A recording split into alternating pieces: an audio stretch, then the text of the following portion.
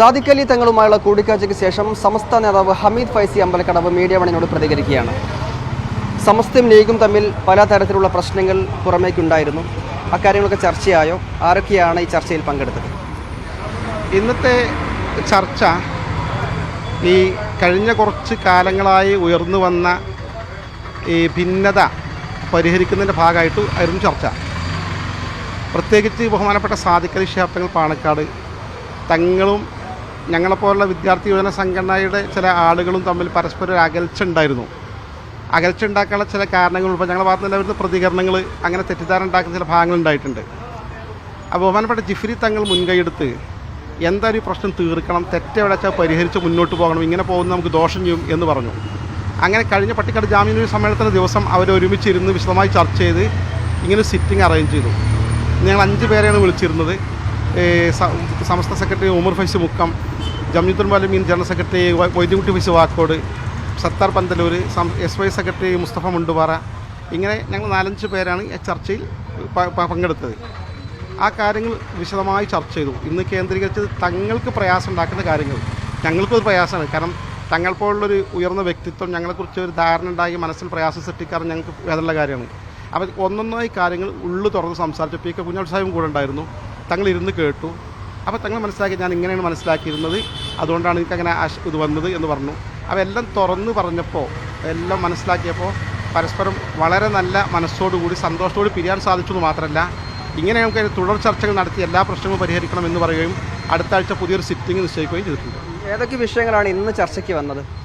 അത് ഓരോ കാര്യങ്ങൾ പറയാം. വ്യക്തിപരമായി തങ്ങൾക്ക് പ്രയാസം ഉണ്ടാക്കിയ കാര്യങ്ങൾ അതിപ്പോൾ 1 by 1 ആയി നമ്മളിവിടെ പറയേണ്ട ആവശ്യമില്ലല്ലോ. ഏറ്റവും അവസാനമായി വന്ന വിഷയം അത് കേക്ക് മുറിയുമായി ബന്ധപ്പെട്ട വിവാദമാണ്. അതുൾപ്പെടെയുള്ള വിഷയങ്ങൾ ചർച്ചയ്ക്ക് വന്നോ? തീർച്ചയായും ചർച്ചയ്ക്ക് വന്നു. കേക്ക് മുറി എന്ന് പറഞ്ഞാൽ അങ്ങനത്തെ ഒരു വിഷയം തന്നെ സത്യത്തിൽ എൻ്റെ പ്രസംഗത്തിൽ ഉണ്ടായിട്ടില്ല. ഞാൻ കൃത്യമായി തങ്ങൾക്ക് പറഞ്ഞ് മനസ്സിലാക്കി കൊടുത്തു. അബ്ദുൽ സമദ് പൂക്കോട്ടൂർ എൻ്റെ സഹപ്രവർത്തകനാണ്. അദ്ദേഹം ഈ ഒരു കാര്യം പറഞ്ഞു പ്രസംഗത്തിൽ. അത് കുറച്ച് തെറ്റായൊരു മെസ്സേജസ് മുസ്ലിം സമൂഹത്തിന് പൊതുസമൂഹത്തിന് നൽകുന്നതാണ്. അപ്പോൾ ഞാനത് തിരുത്തി എൻ്റെ പ്രസംഗത്തിൽ, അന്ന് തന്നെ രാത്രി നടന്ന പ്രസംഗത്തിൽ, വിശ്വാസമില്ലാതെ അന്യമതസ്ഥരുടെ പ്രത്യേക ആചാരങ്ങൾ ചെയ്താലും ആഘോഷത്തിൽ പങ്കാളിയായാലും പ്രശ്നങ്ങളുണ്ട് മതപരമായിട്ട്. അപ്പോൾ അത് ആ നിലയ്ക്കാണ് മനസ്സിലാക്കപ്പെടേണ്ടത്. മറ്റു ചെറിയ ആശയക്കുഴപ്പമുണ്ടാവും. ഉദാഹരണം, മന്ത്രി അബ്ദുറബ് നിലവിളക്ക് കൊളുത്തി. അദ്ദേഹത്തിന് വിശ്വാസമില്ലല്ലോ, കൊളുത്താൻ തയ്യാറായില്ല. പക്ഷേ അദ്ദേഹം കൊളുത്താൻ തയ്യാറായില്ല. അതുപോലെ ചെറുക്കൾ അബ്ദുള്ള പൊട്ടു തൊട്ടു. അദ്ദേഹത്തിന് വിശ്വാസം ഉണ്ടായിട്ടില്ലല്ലോ, പക്ഷേ അതുകൊണ്ടൊന്നും ആരും അംഗീകരിച്ചിട്ടില്ല. അതൊക്കെ തിരുത്തിച്ചല്ലോ. അപ്പോൾ ആ ഒരു സമീപനാണ് ഹൈദർ ശിഹാബ് തങ്ങൾ, ഉമർ ശിഹാബ് തങ്ങൾ, മുഹമ്മദ് ശിഹാബ് തങ്ങളൊക്കെ എടുത്ത സമീപനം. അപ്പോൾ അതും സമസ്തയും അങ്ങനെ പ്രതികരിച്ചിട്ടുള്ളത്. അന്യമതസ്ഥരുടെ പ്രത്യേക ആചാരങ്ങൾ മുസ്ലിങ്ങൾക്ക് ചെയ്യാൻ പറ്റില്ല, പങ്കാളിയാകാൻ പറ്റില്ല എന്നുള്ളത്. ആ സമീപനം ഞാൻ തിരുത്തി പറഞ്ഞു എന്നല്ലാതെ സാദിഖ് അലി ശിഹാബ് തങ്ങളെ പറ്റിയോ കേക്ക് മുറിയെ പറ്റിയോ ഒന്നും ആ പ്രസംഗത്തിൽ ഉണ്ടായിട്ടില്ല. അത് മീഡിയയിൽ ചില ആളുകൾ വളച്ചൊടിച്ചുണ്ടാക്കി എന്നെ വർഗീയവാദിയായി ചിത്രീകരിച്ച് ആ രീതിയിൽ കൊണ്ടുവന്നാണ് തങ്ങൾ മുമ്പിൽ വിശദമായി വിശദീകരിച്ചപ്പോൾ തങ്ങൾക്ക് കാര്യം ബോധ്യപ്പെട്ടു. അങ്ങനെ തിരുത്തി പറഞ്ഞു എന്ന് പറയുമ്പോൾ പോലും അത് സാദിഖ് അലി തങ്ങൾ ചെയ്ത പ്രവൃത്തിയെ കൂടിയല്ലേ താങ്കൾ തിരുത്തുന്നത്? ഒരിക്കലും അല്ല. ഞാൻ കഴിഞ്ഞ ദിവസം പറഞ്ഞല്ലോ, കാരണം അപ്പൻ്റെ മനസ്സിൽ സാദിഖ് അലി ശിഹാബ് തങ്ങൾ എന്ന ചിത്രം തന്നെയല്ല. കാരണം മതപരമായ ഒരു വിധി അത് കറക്റ്റ് ഫത്താവൽ കുബറ പോലുള്ള ഗ്രന്ഥങ്ങൾ, തൊഹ്ഫ പോലുള്ള ഗ്രന്ഥങ്ങൾ വിശദീകരിച്ചിട്ടുണ്ട്. മതപരമായി നമുക്ക് അന്യമതസ്ഥരോട് വളരെ സൗഹൃദത്തിലും സ്നേഹത്തിലും സഹിഷ്ണുതയിലും പോകണം എന്ന് കൽപ്പിക്കുന്നതോടൊപ്പം അവരുടെ ആചാരങ്ങളും ആഘോഷങ്ങളും എത്രമാത്രം പങ്കാളികളാക്കാമെന്ന് കണിശമായ നിലപാടുണ്ട്, നിയമങ്ങളുണ്ട്.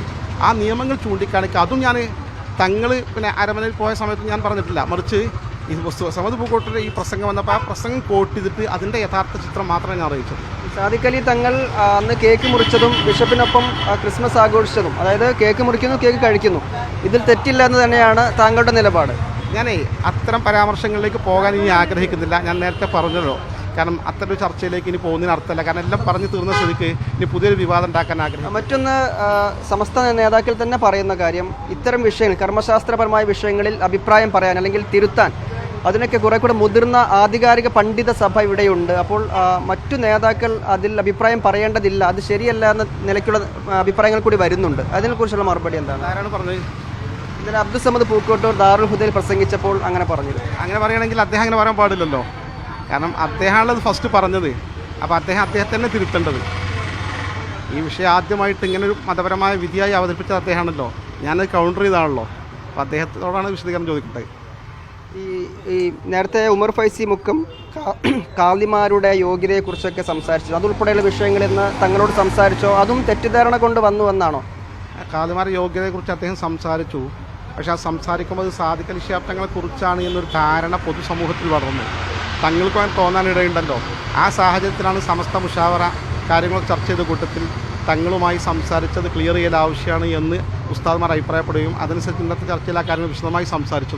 അതിനെ തുടർന്ന് ഇരു വിഭാഗത്തിനും കാര്യങ്ങൾ ബോധ്യപ്പെട്ടു. ഈ തെറ്റിദ്ധാരണ ഉണ്ടാക്കും വിധത്തിലുള്ള പരാമർശങ്ങളെന്ന് പറഞ്ഞല്ലോ, അപ്പോൾ ഇതിനൊക്കെ ഒരു സാഹചര്യം ഉരുത്തിരിഞ്ഞ് വരുന്നുണ്ട്. ഇത്തരം പരാമർശങ്ങൾ വിവാദമാകാം എന്ന് സ്വാഭാവികമായും പണ്ഡിതരായി നിങ്ങൾക്ക് മനസ്സിലാകേണ്ടതാണ്. അത് മനസ്സിലാകാതെ പറയുന്നുവെന്നാണോ നമ്മൾ മനസ്സിലാക്കേണ്ടത്? അല്ല, അതിപ്പോൾ നിരന്തരം പ്രസംഗിക്കുന്ന ആളുകളാവുമ്പോൾ ചില ആളുകൾ ചില സ്ഖലിതങ്ങൾ വരും. അപ്പോൾ ചിലപ്പോൾ ഇങ്ങനെ, പക്ഷേ ചിലപ്പോൾ സ്ഖലിതങ്ങൾ വന്നില്ല എന്ന് വിചാരിക്കുക. അപ്പോൾ ഞാൻ പ്രസംഗിച്ച പ്രസംഗത്തിൽ സത്യത്തിൽ ഞാൻ വർഗീയവാദിയാണെന്ന് പറയാൻ ഒരു തെളിവില്ല. പക്ഷേ എന്ത് ചെയ്തു, ഒരു ചാനൽ തന്നെ തികഞ്ഞ വർഗീയവാദിയെ അവതരിപ്പിച്ചു. അപ്പോൾ ഈ രീതിയിൽ മാധ്യമങ്ങൾക്കും സോഷ്യൽ മീഡിയക്കും ആക്കി തീർക്കാൻ സാധിക്കും. അതല്ലേ പ്രധാനപ്പെട്ട വശം. തങ്ങളുമായുള്ള പ്രശ്നങ്ങൾ പറഞ്ഞു തീർത്തു എന്ന് പറഞ്ഞു. അതേസമയം തന്നെ PMA സലാം കഴിഞ്ഞ ദിവസം രൂക്ഷമായ ഭാഷയിലാണ് താങ്കളെ വിമർശിച്ചത്.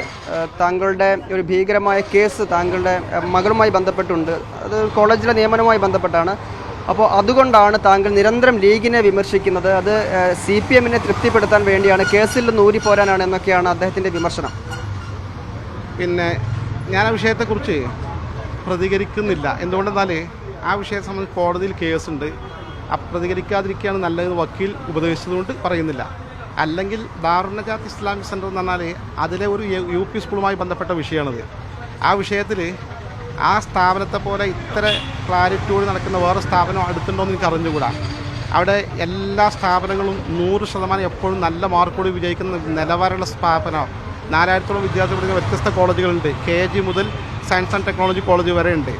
ഇതിൻ്റെ ഒരൊറ്റ സ്ഥാപനത്തിനും എയ്ഡഡ് സ്ഥാപനങ്ങൾ നിയമനത്തിന് ഒരു കാശും വാങ്ങാതെയാണ് നടത്തിക്കൊണ്ടിരുന്നത്. അതിന് അപൂർവ സംഭവമുള്ള കാശ് വാങ്ങാൻ നിയമിക്കപ്പെടുക എന്നുള്ളത്.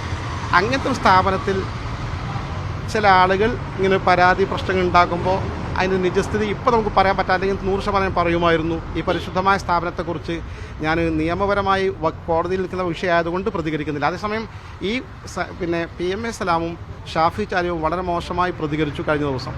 ഈ വിഷയം നമ്മളിതെല്ലാം പ്രശ്നം തീർന്നപ്പോൾ ബഹുമാനപ്പെട്ട സാദിഖ് അലി ശിഹാബ് കുഞ്ഞാലി സാഹിബ് പറഞ്ഞു പ്രശ്നമൊക്കെ തീർന്നുള്ള സത്യമാണ്, പക്ഷേ ഈ കാര്യത്തെക്കുറിച്ച് പ്രതികരിക്കാനോ അല്ലെങ്കിൽ ചിലപ്പോൾ നിയമനോട് നമ്മൾ ആലോചിക്കുന്നത് ചെയ്യാതിരിക്കാൻ പറ്റില്ല, അല്ലെങ്കിൽ ഒരു തീരുമാനം ഉണ്ടാക്കണം എന്ന് പറഞ്ഞപ്പോൾ ആ കാര്യത്തിൽ തീർച്ചയായും ഞങ്ങൾ സംഘടനാപരമായ ഒരു തീരുമാനം ഞങ്ങൾ ഉണ്ടാക്കും. അതിന് വേറൊന്നും ചെയ്യേണ്ടതില്ല, എല്ലാ പ്രശ്നവും തീർക്കാമെന്നാണ്. PMA സലാമും ഷാഫി ചാലിയും ഒക്കെ വിമർശിച്ചതിൻ്റെ ആ പ്രശ്നവും ഇവിടെ ഇന്നത്തെ ചർച്ചയോട് കൂടി അവസാനിക്കുകയാണെന്നാണോ? അല്ല, അത് പിന്നെ പാർട്ടി ഉത്തരവാദപ്പെട്ട ആളുകളാണ് പറഞ്ഞത്. ബഹുമാനപ്പെട്ട സാദിഖ് അലി ശിഹാബ് ഉൾപ്പെടെ ആൾക്കാരാണ് പറഞ്ഞത്. അത് ഞങ്ങൾ തീരുമാനം ഉണ്ടാക്കുന്നതിനാൽ നമ്മൾ ഓക്കെ ആ തീരുമാനം പ്രതീക്ഷിക്കാം. നമുക്ക് ഒരു ക്ഷമാപണം നടത്തുക കൂടിയാണോ ഇന്ന് യഥാർത്ഥത്തിൽ? അങ്ങനെ തെറ്റിദ്ധാരണയുണ്ടായെങ്കിൽ ക്ഷമിക്കണം എന്നുള്ള അർത്ഥത്തിൽ കൂടിയായിരുന്നോ ചർച്ച? അല്ല, ക്ഷമാപണം നടത്തുക എന്ന വാക്ക് പറയണമെങ്കിൽ ഒരു കൂട്ടർ വളരെ ഉയർന്നു നിൽക്കുന്ന ആളുകളും താഴെ ഒരു കീഴാള വിഭാഗമാകട്ടെ. പാണക്കാട് സാദിഖ് അലി ശിഹാബ് എന്ന് പറഞ്ഞാൽ എപ്പോഴും ഉയർന്ന വളരെ മാന്യമായ ഒരു സംസ്കാരം കീപ്പ് ചെയ്യുന്ന ആളാണ്. മാപ്പ് ചോദിക്കണം എന്നൊന്നും പറയില്ല. അങ്ങനെ മാപ്പ് ചോദിക്കേണ്ട ആവശ്യമുള്ള ആളുകളല്ല. കാരണം തങ്ങൾക്കറിയാം ഇവരൊന്നും അങ്ങനെ തെറ്റ് ചെയ്യുന്ന ആളുകളല്ല. പിന്നെ ചില പ്രസംഗത്തിലെ ഭാഗങ്ങൾ ചില പ്രശ്നങ്ങൾ മീഡിയ ഒക്കെ വലുതായി കൊണ്ടുവന്നു എന്നല്ലാതെ ബോധപൂർവ്വം തങ്ങളെ കുറ്റപ്പെടുത്തില്ല. തങ്ങൾക്ക് പ്രത്യേകിച്ചും സംസാരിച്ചപ്പോൾ അതിൻ്റെ കാര്യങ്ങൾ തങ്ങൾക്ക് വിശദമായി മനസ്സിലാക്കുകയും ചെയ്തു. അല്ല, ക്ഷമാപണത്തിൽ ഒരു കുട്ടി ക്ഷമാപണം നടത്തുക തങ്ങൾ സ്വീകരിക്കുന്ന ആൾ ആ നിലയ്ക്ക് ചിത്രീകരിക്കുന്നതിൽ അർത്ഥമല്ല. ഇതിന് വ്യക്തിപരമായ വിഷയങ്ങൾ ആണെന്ന് സംസാരിച്ചതെന്ന് പറഞ്ഞു. അപ്പോൾ സംഘടനാപരമായി ഇപ്പോൾ CAC ഉൾപ്പെടെയുള്ള സംഘടനാപരമായ വിഷയങ്ങൾ അവിടെ നിൽക്കുന്നുണ്ടല്ലോ, അതിൽ ഇനി എന്താണ് തുടർ ചർച്ചകൾ? അതാണ് തീർച്ചയായും നമ്മുടെ നേതാക്കന്മാർ തുടർന്ന് മുൻകൈയെടുത്ത ചർച്ചകൾ തുടരാൻ പറ്റിയ അനുകൂലമായ ഒരു കാലാവസ്ഥ വന്നിട്ടുണ്ട്. കാരണം ഇന്ന് തങ്ങളുമായുള്ള എല്ലാ ആ ഗ്യാപ്പും അവസാനിച്ചതോടുകൂടി സാദിഖ് അലി ശിഹാബ് തങ്ങളും ജിഫ്രി തങ്ങളും സമസ്ത നേതാക്കളും പിന്നെ PK കുഞ്ഞാലി സാഹിബ് മുൻകൈയെടുത്ത് ഇനി അടുത്ത ചർച്ച തൊട്ടടുത്ത ആഴ്ച നിശ്ചയിച്ചിട്ടുണ്ട്. അപ്പോൾ തുടർ ചർച്ചകൾ നടത്തുമ്പോൾ അത്തരം കാര്യങ്ങളൊക്കെ പരിഹാരം ഉണ്ടാക്കാൻ സാധിക്കും എന്നാണ് മനസ്സിലാക്കുന്നത്. ഈ ചെറിയ കമ്മ്യൂണിക്കേഷൻ ഗ്യാപ്പാണ് ശരിക്കും ഇത്ര രൂക്ഷമാക്കിയതെന്നാണ് ഞാൻ മനസ്സിലാക്കുന്നത്. CAC വിഷയത്തിലും അങ്ങനെയുള്ള കമ്മ്യൂണിക്കേഷൻ ഗ്യാപ്പ് തന്നെയാണോ? നേരത്തെ സാദിഖ് അലി തങ്ങളാണ് ഹക്കീം ഫൈസി ആദിർശേരിയെ മാറ്റി പിന്നീട് മറ്റൊരാളെ ആ സ്ഥാനത്തേക്ക് വെച്ചിരുന്നു. ആ സമയത്ത് മൂർഖനെ മാറ്റി കരിമൂർഖനെ വെച്ചു എന്നുള്ള അർത്ഥത്തിലൊക്കെ ഉള്ള പ്രതികരണങ്ങൾ ഉണ്ടായിരുന്നു. വിശദമായ പരാമർശങ്ങൾ ഞാൻ പോകാൻ ആഗ്രഹിക്കുന്നില്ല. അതിൻ്റെയൊക്കെ പശ്ചാത്തലം സാഹചര്യം ഉണ്ട്, അത് കഴിഞ്ഞുപോയി. ഇനിയിപ്പോൾ ഞാനതിനെക്കുറിച്ച് പ്രതികരിക്കാൻ ആഗ്രഹിക്കുന്നില്ല. ഏതായാലും അനുകൂലമായ സാഹചര്യമാണ്, ഒരു വെടിനിർത്തലാണ്. വെടിനിർത്തൽ എന്ന് പറഞ്ഞാൽ തീർച്ചയായും വെടിനിർത്തൽ എന്ന് മാത്രമല്ല വളരെ സൗഹൃദപരമായൊരു സാഹചര്യം അന്തരീക്ഷം സൃഷ്ടിക്കപ്പെട്ടിട്ടുണ്ട്. അത് നിങ്ങൾക്ക് തങ്ങളോട് ചോദിച്ചാൽ കുഞ്ഞാൾ സാഹിബിനോട് ചോദിച്ചാൽ ആ പ്രശ്നങ്ങൾ ഡീറ്റെയിൽ ആയി ചർച്ച ചെയ്ത് 1.5 മണിക്കൂർ ചർച്ച ചെയ്ത് എല്ലാ കാര്യങ്ങളും മനസ്സിലാക്കിയിട്ട് പരസ്പരം നല്ല അന്തരീക്ഷത്തിൽ പോകാൻ വളരെ തമാശയൊക്കെ പറഞ്ഞ് സന്തോഷവും പിരിഞ്ഞിട്ടുണ്ട്. ആണ് സത്യം. അവസാനം ഒറ്റ കാര്യം കൂടെ, പുറമേക്ക് പറയുന്നത് ലീഗ് വിരുദ്ധർ അല്ലെങ്കിൽ സമസ്തയിലെ CPM അനുകൂലികൾ എന്നൊക്കെയാണ് വിശേഷിപ്പിക്കപ്പെടുന്നത്. അതിലെത്രത്തോളം യാഥാർത്ഥ്യമുണ്ട്? അങ്ങനെയൊക്കെ കേൾക്കുമ്പോൾ എന്താണ് തോന്നാറുള്ളത്? തോന്നാൻ നമുക്കൊന്നുമില്ല. തങ്ങൾ മീഡിയ എന്താണ് ഉണ്ടാക്കുന്നത് പറയാൻ പറ്റില്ല. ഇപ്പോൾ നിങ്ങൾ ഈ ചാനൽ അഭിമുഖം നടത്തുന്നതിലെ സദ്വേഷങ്ങൾ പറയുന്നു, നിങ്ങൾ എവിടെ വെട്ടിമുറിച്ച് എന്താണ് നാളേക്ക് വിവാദമാക്കുന്നത് പറയാൻ പറ്റില്ല. അപ്പോൾ ഇന്നലെ ഒരു ചാനൽ ചെയ്ത് ഞാൻ തികഞ്ഞ വർഗീയവാദി ഞാൻ പറഞ്ഞല്ലോ, ചിത്രീകരിച്ചുകൊണ്ടാണ് ചാനൽ ചെയ്തത്. സത്യത്തിൽ അങ്ങനത്തെ ഒരു പരാമർശം നടത്തിയിട്ടില്ല. അപ്പോൾ ലീഗ് വിരുദ്ധർ, ലീഗ് അനുകൂലികൾ എന്ന സമസ്തയിലൊരു വിഭാഗം ഇല്ലല്ലോ. കാരണം സമസ്ത ഒരു വലിയ മതസംഘടന, പണ്ഡിതന്മാരുടെ സംഘടന, മുസ്ലിം രാഷ്ട്രീയ സംഘടന. ഇത് 2 സംഘടനയാവും ചില്ലറ കാര്യങ്ങൾ ചിലപ്പോൾ അഭിപ്രായ വ്യത്യാസം വരും. അത് പൂർവ്വകാലത്തൂടെ പറഞ്ഞു തീർക്കും. ഇതിലപ്പുറം ഈ മീഡിയ പറയുന്നത് പോലെ ലീഗ് അനുകൂല വിഭാഗം, ലീഗ് വിരുദ്ധ വിഭാഗം അങ്ങനെ സമസ്തയിലൊന്നുള്ളതായിട്ട് എനിക്കറിഞ്ഞുകൂടാ. തീർച്ചയായും ഒരു സമന്വയത്തിൻ്റെ, സമാധാനത്തിൻ്റെ അന്തരീക്ഷം സമസ്തയിൽ ഉരുത്തിരിഞ്ഞു വരുന്നു. അതിനുവേണ്ടിയുള്ള ചർച്ചകൾ, ആദ്യഘട്ട ചർച്ച ഇന്ന് പൂർത്തിയായി. അടുത്ത ഘട്ടത്തിൽ സംഘടനാ തലത്തിൽ നടക്കുന്ന മറ്റു പ്രശ്നങ്ങൾ കൂടി ചർച്ച ചെയ്ത് പരിഹരിക്കും. അതോടുകൂടി സമസ്തയും ലീഗും തമ്മിലും സമസ്തക്കിടയിലുമൊക്കെ ഇപ്പോൾ പറഞ്ഞു കേൾക്കുന്ന പ്രശ്നങ്ങളെല്ലാം പരിഹരിക്കപ്പെടും എന്നുകൂടിയാണ് ഹമീദ് ഫൈസി അമ്പലക്കടവ് വ്യക്തമാക്കുന്നത്. ക്യാമറ പേഴ്സൺ ജിഷ്ണു മീനങ്ങാടിക്കൊപ്പം മുഹമ്മദ് ഷംസീർ, മീഡിയ 1 മലപ്പുറം.